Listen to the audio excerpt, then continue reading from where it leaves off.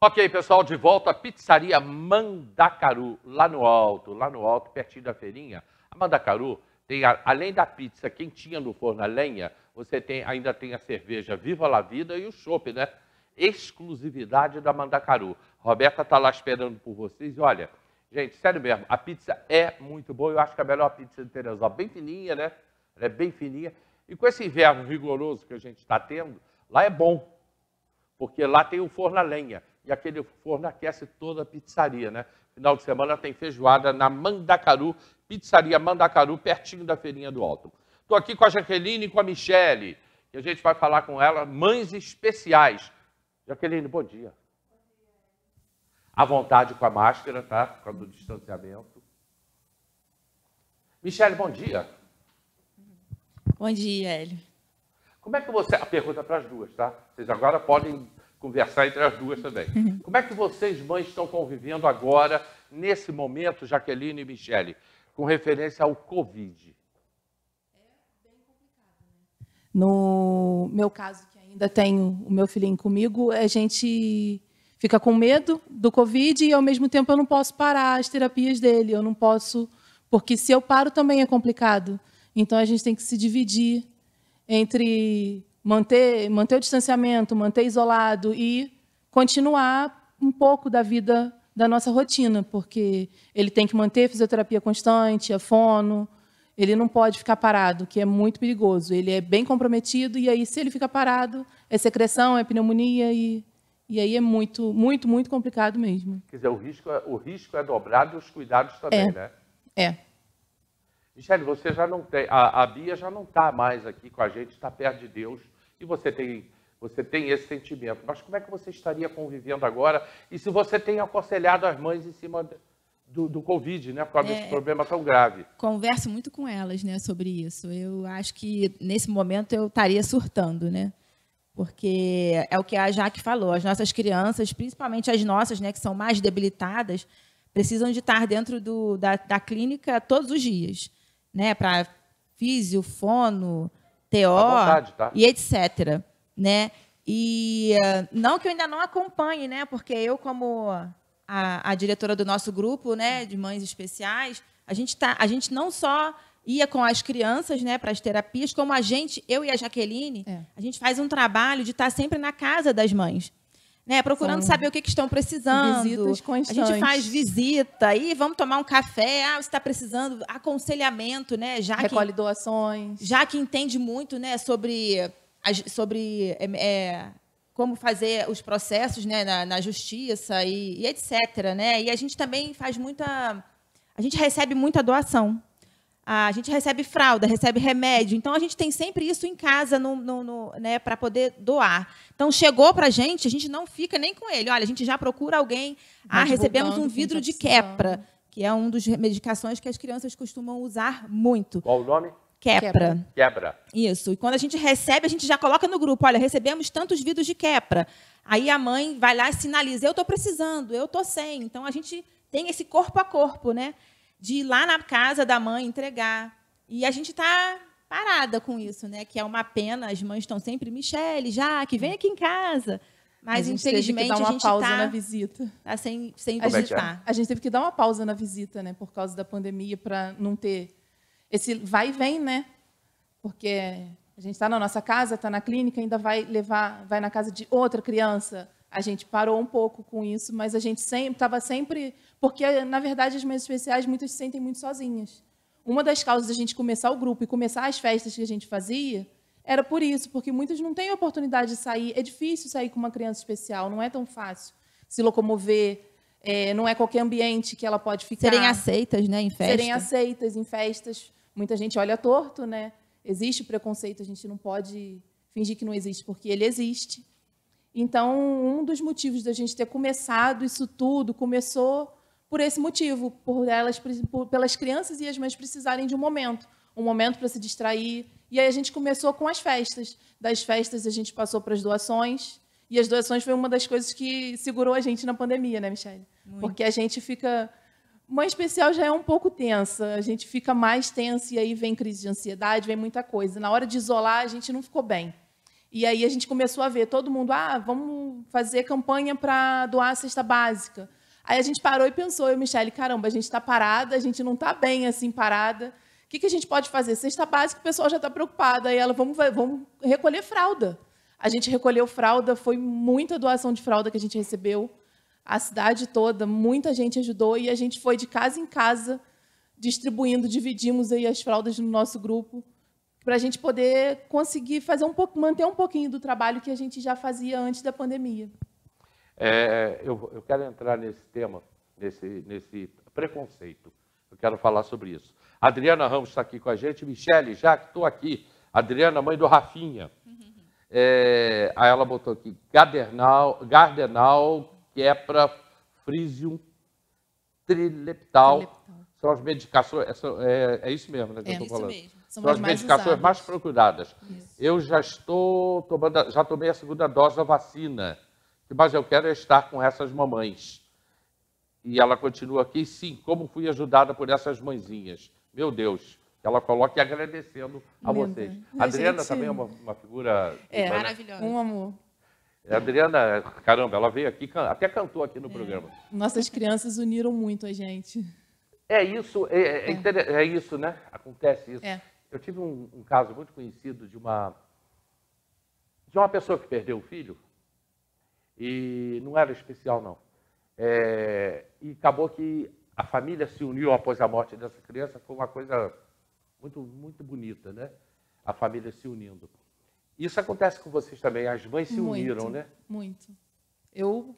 A gente sabe, pode falar que a gente ficou muito mais grudada depois que Bia voltou para o céu, depois que ela resolveu correr livre. Aí eu acabei ficando... Michele participando mais da vida do meu filho e eu participando mais da vida dela. Na verdade, eu roubei o filho dela, né? Ela sequestra. Ele é meu filho agora também. Ela vai assim, viaja, que eu digo assim, para Cachoeira de Macacura, onde ela tem a família. Vai e volta. Ela hoje faz coisas que ela antes não fazia. Porque ela deixa o Gabriel comigo e vai embora. E eu falo, vai, pode ir embora, não volta mais. Eu só não deixo muito tempo, porque eu tenho medo dela não me devolver. Pode acontecer, tá? Cuidado. Cuidado com a perigoso. Ela me chama de Nazaré. Você falou de preconceito, e a gente está vivendo... O nosso país ele é muito hipócrita. Eu, pelo menos, afirmo. Eu afirmo que Teresópolis, então, nem se fala. As pessoas vão na missa, comungam e dão o dízimo, na igreja evangélica a mesma coisa, e acham que cumpriram com tudo que tinha que fazer e que estão em paz com Deus, quando a situação é completamente oposto disso, que as pessoas não querem participar, as pessoas se escondem, quando não colocam maldade, e aí vem o preconceito. Porém, eu não quero entrar nessa área da política, não quero entrar nisso. Mas eu acho que alguns setores, por exemplo, LGBT, os negros, estão se vitimizando demais. Tá? Você sente o preconceito? Michele, você sente o preconceito? Existe vitimização também? Eu acho que da parte de algumas, sim. Existe um pouco. Mas aí é mais assim, a gente já viu vários casos, né? De como... Porque a criança em si, no meu caso... A criança não, né? Tem adulto também, né? Mas, assim, quem sente mais é a mãe, né? Tem crianças que têm um cognitivo bom, preservado, e aí eu acho que sofrem até mais. E é o olhar torto, E tem, no caso, as crianças mais dependentes, tem mãe, sim, que se vitimiza, que se aproveita da situação. Tem casos de todas as maneiras que você possa imaginar. Tem a que se aproveita, tem a que fica com vergonha pelo olhar das pessoas, por pensar o que as pessoas vão dizer. No meu caso, meu filho se alimenta por sonda. Quantas vezes eu já andei na rua com... Teu filho o quê? Se alimenta por sonda. Ele usa sonda. Usa gastrostomia, né? E eu uso muito equipo. Eu já passei por situações engraçadíssimas. De eu estar dentro do banco e a pessoa desesperada, atende o menino, pelo amor de Deus, que ele está no soro. Como assim no soro? Porque, para mim, eu evitei muito assim, sofrer com preconceito, evitando olhar para o lado. Porque se você procura, você vai ver o olhar torto, você vai se doer, porque você vai ver. É teu filho, é o que você vive todo dia, e a pessoa está te olhando ali, às vezes até com repulsa, né? Então, eu evito olhar para o lado, eu não vejo se estão me olhando, se estão observando, como estão olhando. Então, aquilo para mim passa despercebido, mas as pessoas reparam. É um equipo pendurado no meio da rua descendo um leite. Então, quer dizer, é complicado. Tudo que é diferente assusta e as pessoas, elas não têm a sinceridade de uma criança que já chegou para mim e perguntou: mas tia, ele come pela barriga, nem uma balinha. Não, o adulto ele é mais cruel, né? É aquela coisa assim, nossa, isso é diferente, não estou habituado, e se afasta. É a criança que, às vezes, é um pouco maior. A gente passa muito, já soube de casos também de mães que sofreram com isso, porque o filho, ele grita, ele se bate, ele se sacode, e aí é visto como mal educado, porque ninguém se coloca no lugar do outro para pensar assim, será que tem alguma questão, tem um porquê daquilo estar acontecendo? Não, ninguém se pergunta. A Adriana está falando exatamente sobre isso. O Rafa gritava e eu sentia o olhar das pessoas. Isso acontece muito. Michele. Eu também já passei por muitas situações, né, de preconceito, até uma vez numa escola, né, da Bia. E vou te dizer que não foi pelas crianças, foi pela mãe. Né? Eu saí, assim, tive a criancinha, a gente estava descendo da escola, né, a Bia na cadeira, e a minha filha, ela não tinha controle de tronco. Então, às vezes, por ela cair assim, ela acabava babando, né? Sim. E aí a criancinha olhou para a Bia e falou: olha, ela está babando, tia. Quis dizer para mim, né, para eu poder limpar. E eu, na maior naturalidade, levantei a cabecinha de Bia, limpei e falei: obrigado. Aí a mãe olhou para ele e falou assim: não mexe, porque ela é uma criança doente. Então, assim, minha filha não é doente é ela que é uma doente, né? Por pensar assim, que preconceito é esse, né? E eu fiquei até mal, fiquei umas 2 semanas sem voltar para a escola, e depois a diretora veio falar comigo, eu conversei, e ela fez uma reunião na escola, e eu achei muito linda da parte dela, porque ela me chamou na reunião e ela disse assim para mim: Michele, isso foi um caso isolado que houve, porque todas as mães aqui na escola nos agradecem por você ter colocado a Bia na escola. Porque as nossas crianças têm que aprender a conviver com o diferente. E outra coisa, a sua filha é diferente, o João é diferente, o Gabriel é diferente, a Isabela é diferente. Então, assim, nós todos somos diferentes. Se você for ver a digital de cada um de nós, somos diferentes um do outro. Mas nem por isso nós temos que ter olhares diferentes, né? Porque isso machuca não só a mãe, como a criança, eu acho que passa desapercebido. Mas tem muitas mães especiais, Hélio, que não participam de festas, não vão na rua, por conta do olhar das pessoas. Então, aqui em Teresópolis tem muitas crianças especiais que não saem de casa pela mãe ter vergonha de assumir que o filho é deficiente. Pois é, mas isso tinha que ser feito, talvez, uma conscientização. Eu não culpo as pessoas, porque no Brasil nunca aconteceu da gente... Na Europa, fora do Brasil eu também não sei, tá? Uhum. Mas pelo menos aqui eu tenho certeza, acho que na Europa e talvez nos Estados Unidos já existe uma conscientização em cima das crianças especiais junto às famílias. Agora, aqui no Brasil, não que eu conheça. Eu ia falar isso agora. Parte disso tudo é falta de informação, é falta... Porque, no caso, muita gente vê, como a Michele falou, é uma criança doente. Ter a informação para separar o doente do deficiente. Doença é uma pneumonia, é uma gripe. A deficiência é um estado, é uma deficiência. Não é uma doença. Né? Não é contagioso, é uma condição. Isso aí era o termo que eu estava procurando, é uma condição. Não é contagioso, não vai afetar a sua vida, não vai afetar a vida do deficiente, de quem convive, às vezes. É um dia fácil, um dia difícil, e assim a gente vai levando. Mas falta muito isso. Eu vejo assim que no nosso país tem muito o boom, né? É o boom, a síndrome de Down está em foco agora. Aí um vai lá, pega, e aí fala sobre, divulga. O autismo, vai lá, pega e divulga. Não existe assim, uma informação geral de tudo. Manter o povo informado sobre dessa vivência, né? Para não ter tanto esse estranho. Tinha uma palavra, eu não sei se ainda se usa essa palavra, realmente eu não sei. É uma palavra horrível e que entrava dentro... Tudo era a mesma coisa. Que ele é retardado. Ainda tem isso? Hoje, bem menos, porque o termo retardado ele ficou pejorativo, né? Na verdade, ele é um termo que vem de retardo, de atraso mental, atraso físico, só que ele foi usado de uma forma bem pejorativa. Então, ele passou a ser mais um xingamento do que uma condição. Hoje, eu acho que é raro a gente escutar esse termo retardado. Eu acho que, hoje em dia, o termo criança especial vem mais por causa disso, né? Para tirar esse termo pesado de cima, para as pessoas terem como identificar, sem, eu não sei como é que eu chamo. Então, é especial, é diferente. Então, acho que isso fez com que diminuísse bastante ser utilizado um termo tão pesado, né? Eu tenho algumas pessoas participando aqui e me botando aqui para a gente debater algumas coisas importantíssimas. Mas, Michele, você falou aí das crianças e das mães, né, nas escolas.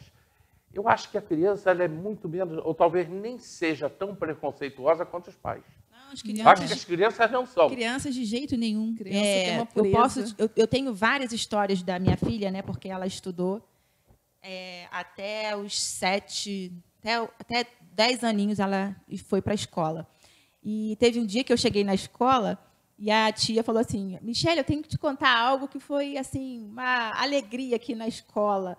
Aí eu falei, e ela falou assim, a gente estava ensinando hoje o abecedário para os alunos. E eu falando A, B, C, D, né? Aí depois, a gente estava na hora do momento de um recreio e teve uma certa criancinha que chegou perto da Bia e ficou assim para a Bia, Bia, fala Z. Aí ela fazia bem gesticulado, sabe? Z. Aí a tia chegou para ela e falou assim, ô, Júlia, o nome dela era Júlia, Júlia, por que você está ensinando a Bia a falar o Z? Tem que começar pelo A. Aí ela olhou bem sério para a tia e falou assim, tia, a Bia já sabe falar o A. Porque a Bia ficava assim, ó. Então, olha só. O A, Meu Deus, como que a criança é tão pura, né? muito. Ela enxergou que a Bia já sabia falar o A. Porque a Bia toda hora ficava assim, Então, o A ela já sabia. Não Ela queria precisava ensinar ensinar uma o A. coisa diferente para ela, né? Então, assim, coisas que marcam muito a gente, essas crianças, A pureza sabe? das crianças é... Eles não têm preconceito nenhum. Não. O que foi já... A pureza das crianças é uma coisa, assim, emocionante. É lindo. Pois é, eu tenho a impressão que a criança especial, ela estando junto... Bom, primeiro, ela está convivendo socialmente com as outras crianças. Só isso aí já é importante. Muito. Eu, pelo menos, entendo assim. Muito importante. Só isso já é importante. Mas que as outras crianças devem também cercar de carinho essas crianças. A criança especial. Eu acho que isso pode acontecer. Meus filhos, eles são gêmeos. Eles nasceram lá ao mesmo tempinho. O meu menino, ele saiu na contramão, porque a gente não descobriu a deficiência dele assim que ele nasceu, só com 3 meses. E, a partir daí, eu comecei a viver 2 mundos, né? Eu, ao contrário da Michele, eu nunca levei meu filho para a escola. Porque era muita terapia, eu não dava conta. Levar uma para a escola, o outro para a escola, e ia ficar o dia inteiro presa naquilo ali, né? Porque eu tinha que levar para a terapia e ia ter que levar para a escola também. Então, eu optei. Os 2 são especiais? Não, só o menino. A menina não teve nenhuma sequela, a menina dentro do, como dizem, normal, né?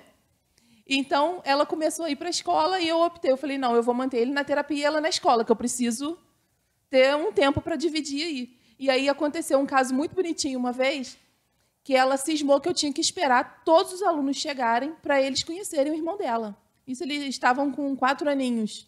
Eu tive que abaixar na porta da sala, com o Gabriel na minha perna. A perna já estava ficando dormente, mas eu não podia sair dali, porque cada criança que entrou, ela teve que apresentar o irmão. E aí você vê, né? Cada criança de um jeito. Um vem, quer abraçar, quer pegar, e a mãe fica preocupada, se machuca, calma, meu filho, vai devagar. A outra criança vem, olha assim, fica meio desconfiada, tipo, o que ele está fazendo? Mas você vê que é aquela coisa pura de criança. E foram 8 crianças passando para conhecer o irmão dela, que ela tinha que apresentar o irmão para todo mundo. Como é que é o relacionamento dos irmãos? Hoje ela está mais largada, sabe? Já vão fazer 10 anos agora, está meio numa pré-adolescência. Mas assim, você não pode falar que o irmão vai ficar longe dela, que não pode. Se eu estiver longe dele, ele tossir, ela fala para mim, tá tudo tranquilo, eu já vi. Aí ela vai lá, põe a mão no peito, ele para de tossir, tá tudo ótimo, ela já resolveu o problema. Mas assim, ela não é tão apegada, mas você sabe que tem aquele carinho, ela não fica em cima. Mas é aquela convivência, assim, não pode ficar separado, não pode. Em janeiro, a gente teve uma internação de 2 meses com ele e ela ficou... Sentiu muito. Muito. A Adriana está aqui dizendo que o Rafa gritava e ela sentia o olhar das pessoas. Jaqueline Ramos, quanta relevância nessa discussão. Obrigado por tanto esclarecimento.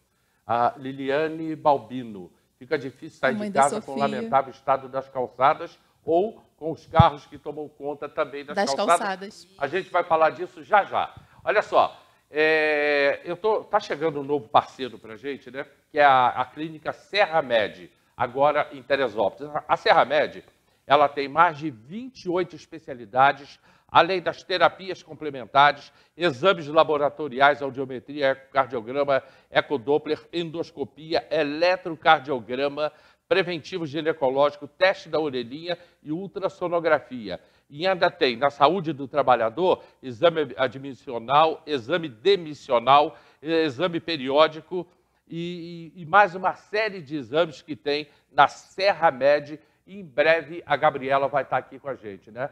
A Gabriela vem falar da Serra Med, dispensa apresentação, você já conhece a Gabriela, várias vezes participou do nosso programa. Então, Clínica Serra Med, com consultas populares. Aonde é que fica a Serra Med? Aqui no centro da Várzea, ao lado da prefeitura, em frente à SEDAI. Tem a farmácia de um lado, do outro lado a Serra Med. Então, Serra Med, clínica ao seu alcance. Agora, atenção, hein? Mais de 28 especialidades. Só aqui eu estou contando 28. Mas aí vem acupuntura, terapia floral, enfim, Serra Med. Aqui na Várzea, aqui na reta, ao lado do extinto Cinema Alvorada. Nós voltamos já.